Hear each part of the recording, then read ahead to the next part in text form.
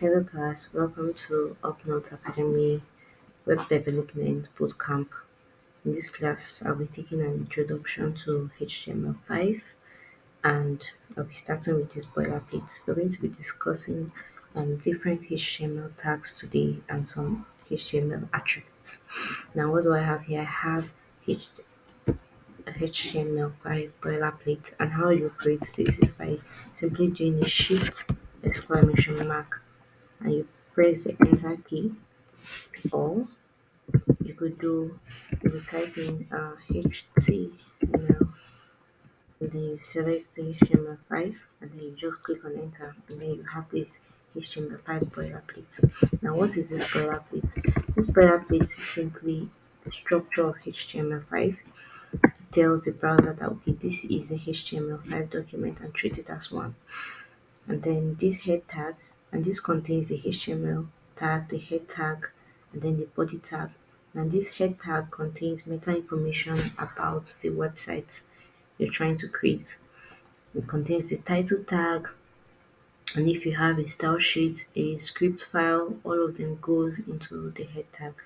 And the title is simply um what you call your document, not necessarily in the body of the document, just what the document is going to be called, what the website is going to be called, rather. Now, if I go to my website, if I want to preview this on my website, I have my live server installed. I will right click and then go to open with live server, click on that, and then it opens for me my website on my browser. Now, you don't need your data on to be able to view this particular website because it's local on your system. So whatever you edit on this website will show on your browser, on your Chrome browser or whatever default browser you're making use of, without you having to be online on the internet. You're making use of any internet source. So I can edit this document here, probably use a title of not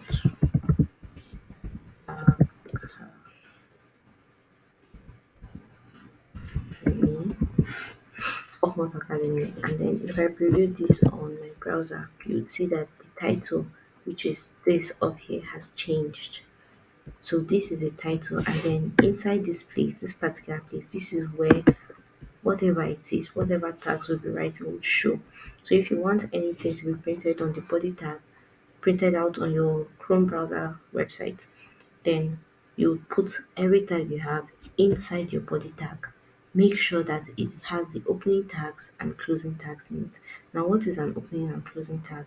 Now, most HTML tags have an opening and closing tag. Now, all your content of your website goes into the opening and closing tag, except for some few exceptions which do not have an opening and closing tag. They just have a self-closing tag, and then whatever content you have goes into the self closing tag, and I'm going to mention that subsequently as we progress with this video. Now, some of the tags we have, I've listed them, so we'll be going first with our heading tag. We have the h1 tag. I'll just say this is a heading. This is a heading, and I'll just copy that a few times, and you will notice the difference between the heading tags. I'm going to change this to the H2. I'll change this to the H4, and I'll change this to the H5. So this is the heading tag, and this is used to signify a heading. It helps to bold out your text and give you like a very bold heading tag. If you notice from heading 1 to 5, it is actually heading 1 to 6, but each one has different size. If you notice, it keeps reducing just as we go down. So heading 1 is the bigger, it has the biggest size, and then heading 6 has the smallest size as you move along. But it's only used to signify the heading tag. And then next we're going to be moving on to the p tag. And then for this p tag, we have the paragraph tag. The p tag is called the paragraph tag, and this is used to signify maybe a particular paragraph that has some form of content in it. And then you simply put in a text. You can generate a dummy text using the lorem ipsum, and to do that you just simply type lorem, and then you click the enter key, and then you would have this particular dummy text provided for you. I'm just going to indent this so that we would have a clean readable code for us here. So that it's going to be more readable and clean. So this Peter contains our text. It's just used to present a particular amount of text content on your website. Now if I preview this, you see that our lorem ipsum comes out as just um a particular form of text on our web browser. Next we have a div tag. A div tag is used to a div tag is used to group different HTML tags in one. Now, if I have more than one HTML, it helps to style maybe multiple tags as one. If I have more than one tag and I want to style it the same, I want to group them as one particular file, I'll just use a div tag. Now, the div tag can contain um, multiple HTML elements. It is not necessary to put them into a div tag, but it's used for grouping so that when you start styling HTML files, you would see the use of using the div tags, because most times you would have to create different sections of your website in order to style them the different sections differently. So this div tag helps you to group different files and then style them differently. For example, I can put in all this code into a div tag, and then if I apply any change I apply to this div tag, it's going to apply to it. For example, if I use a style tag,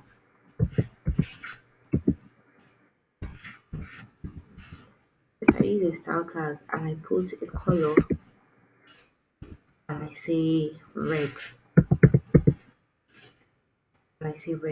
this is going to change each text color on this div to become red, and then we're going to preview it. Now you see the use of the div tag. So it's used to group this all the texts inside this particular div is going to have um a color of red, because we have given the grouping tag this style. So HTML div tag is used to group different HTML tags in one. So it's used to group multiple tags in one. Then next we have the span tag. Now the span tag is also used for grouping, but unlike the div, it is used to group inline styles to get inline tags together. Now for example, if I have um, a div and probably I have a text in it, Lauren, and I want to give an inline style to a particular text on this lorem. Now, if I nest a div inside the div. Now, in coding, there's this particular that is called nesting. That means putting a div inside the div or a tag inside another tag, if you understand what I mean. So when you put a tag inside another tag, that's called nesting. If you notice, this div has one tag, two tags, three tags, different tags inside one particular parent tag, and that's called nesting. That's putting a tag inside another tag, and then you can keep doing that. You can put in more tags inside this particular div, and then it keeps going. So it's always right whenever you're nesting HTML tags to properly indent it. Now if you notice here, this is clean indentation. That means I have all my parent tags on one particular parent indent, and then the next tag goes into the next line. If you notice it, the next tag goes, if I have subsequent tags under this, I'll put it under this one so that I would have clean code. So I was talking about the span tag. So the span tag is used to give inline color, inline styling to a particular div content. Now, if I want to give this a particular color, if I preview this, this is just a normal div. Um, this is just a normal div without any form of styling, right? If you preview this, this has just default styling that our Chrome browser gives to our website. And so if I want this particular lorem ipsum law something to have maybe a different background color, I could just simply put it in a div tag. I could just wrap this around a span rather, and then I will just copy the particular text, and then I will paste it inside this place. And then this helps me to style this particular text differently. And then this is, I can just give this a style, maybe a background color, a background color of blue. So this would give this particular text a background color of blue. So we can preview this in our browser, and then you will notice that this particular text has a background color of blue. Now, when I say this is different from using a div, I mean this particular span helps to put an inline styling. It keeps both this text and the rest of the text at the same particular place. It just helps to apply that particular style to that text. The div on the other hand is block level scope. If I use a div on this, it will break up this code and push this one to another line, because what a div is block level scope. Each div goes into a new line. Each div goes into a new line. So now if I should change this, if I were to change this span a div,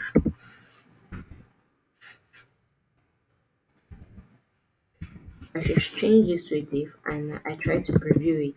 It still applies that same color to our it still applies that same color to this particular text, but rather it pushes the rest of the text onto the next line. And so this proves the differences between the div and the span tag. The span tag keeps the styles inline while the div is block level scoped. It pushes each new item to the next line, even if it's on the same line. So rather I would be using a span here. We'll be using making use of a span here for the inline styling. Next on our list we have the button tag. The button tag is just used to output the button, and just as the tag goes, you just simply type in the button and then you close your tag. Always remember to close your tag. Once the tag is not closed, you won't be able to output this on your website, or you can't view the particular item or the particular feature you're trying to display on your website, because your tag is not closed. You'll be getting an error. So always make sure to close your tags. And so you give the name of your button.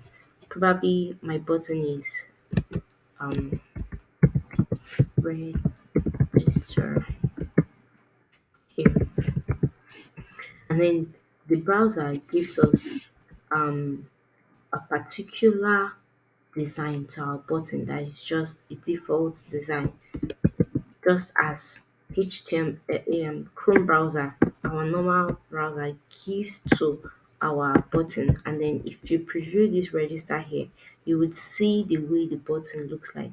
It's just giving it a gray color with a border around it. This is just just a default styling that our browser gives to our button. Register here. Next, we have the BR tag and the HR tag. I'll be explaining the BR tag and the HR tag together because they both do almost the same thing. The BR tag is used as a line breaker, while the HR tag is used to create a horizontal line, just as the text implies. So BR means breaking and HR means horizontal line.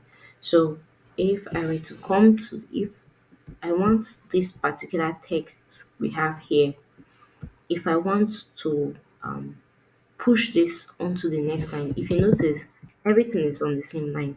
So I want to push this particular text right here onto the next line, and then I want to push from here onto the next line. I want to make them all these texts in line. Push each text maybe at a particular point onto the next line. I'll just use a line breaker. And then just as I mentioned before, there are tags that there are particular tags that are self-closing tags. Now these line breaker and our HR tags are self-closing tags rather. So they are self-closing tags that doesn't need a closing tag. So I'll just put a BR and then a slash and our closing tag. So this is called a self-closing tag, which doesn't need to have an opening and closing tag, just as our divs and the rest of the other tags I had explained before. So this is a self-closing tag. You will just define the tag and then you close it using the self-closing method. And so if I want another line breaker here, I could just simply put it here. I'll just put a BR and I'll close it. And then if I want another line breaker here, I'll put a BR and then I'll close it. And if I want another one right here, I could just put a BR and then I'll close it. So depending on what particular point you want to break off your text, you could just put in a BR and then you close the tab. Now, if we are to preview what we had just done in our website, you would notice this has helped push most of our tags onto the next line. If you notice, this particular line had ended here and I used a line breaker to push it onto the next line and then the next line and then the next line and so on and so forth. So each tag, because of the line breaker, has pushed the next text onto the next line. So depending on the particular design you're trying to follow, you can use these line breakers to break off text. And now I could also use the line breaker outside of a div tag or not inside the text if I just want a line, a break, just a space between my elements. I could just using a BR tag and then I close it. You can use multiple BR tags if you choose to, and if you preview it, you will notice before I did not have any form of space between this point, but because of my line breakers, I was able to create some form of space between my text and my button. Now the HR tag is, as I said, a horizontal line, and then it's also a self-closing tag. It's just used to denote just a horizontal line, and then I can put a line breaker after it just so that we can see it clearly, just so we can preview it clearly.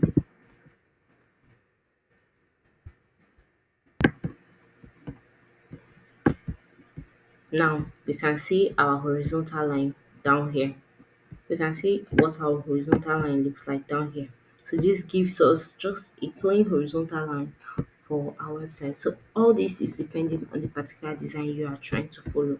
Next, we're going to be talking about our image tag, our anchor tag, and our video tag. Now, the image, anchor, and video tags are tags that make use of things called attributes in HTML. Now, HTML attributes are simply key value pairs that help give more information on a particular tag. If you notice, I've been making use of a particular HTML attribute, which is the style tag, which is a style tag. Now, the style tag helps to Now the style tag helps to give a particular styling to a particular div. Now, if you notice what I said, it comes with a key value pair. That means this is the key, and then this particular place is a value enclosed in columns, in double columns. That is a value. So a HTML attribute comes with a key value pair. Now we have our image tag, and I'm going to do proper indentation. Our img tag, and the img tag too is also a self-closing tag, so we don't need an opening and closing tag for it.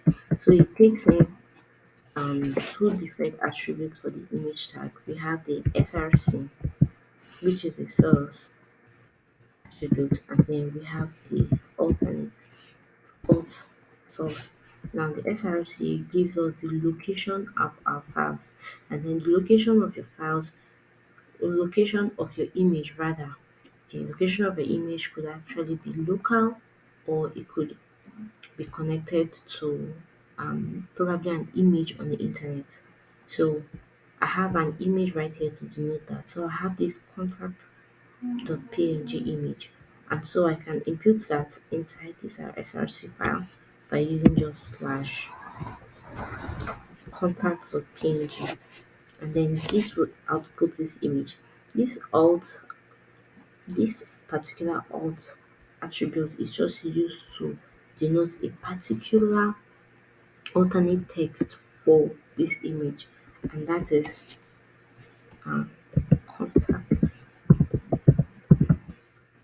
image. So this will display just in case our src has an issue with it. If it's not being displayed properly, the contact image alternate text would show. So just because we have our src put in properly, would have the image showing here. But for example, if we make a mistake with the contact name, you'll notice that here we have our contact image. We'll have our contact image showing. That's the alternate text given for this particular image showing. I will just comment all these parts just so that we can have most of our next content previewed on our browser. Now the next one I'll be going into is the anchor tag. Now the anchor tag is the linking tag, and this linking tag is not a self-closing tag. It actually has an opening and closing tag. Now the name of your link goes into the link, the anchor tag. Probably let's use a Google. So Google. I wasn't previewing what I was typing. So then go to Google, and then this anchor tag takes in an attribute which is called a href attribute. And this href attribute helps to link either to multiple files or to a particular website on the internet. For example, if I have a website on the internet, um, probably another page on the internet or any other page, or even ordinary Google. If I have our website linking to Google, I could just simply connect it to the Google file. And so if I want my particular linking tag to go to google.com, I could just put in my link to Google right here, and this will help us preview this particular link onto Google. And then if I come here and I put in the go to Google and I click on it, you see it takes me straight to Google, and then I can go back if I want to. I can go back if I want to. And then so the linking tag is used to link to different pages on the internet. If I have maybe another file that I probably want to link to, I can just link straight to this index.html.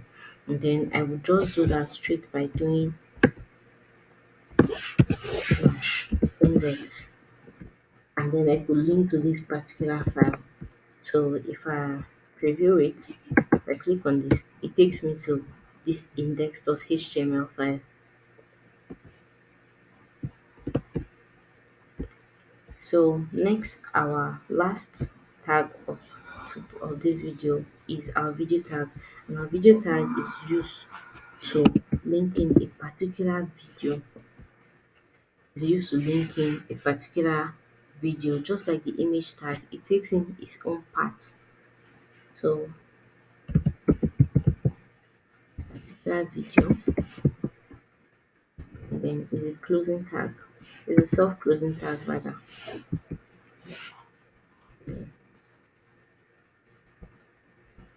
Okay, so with these few tags, we have come to the end of this class.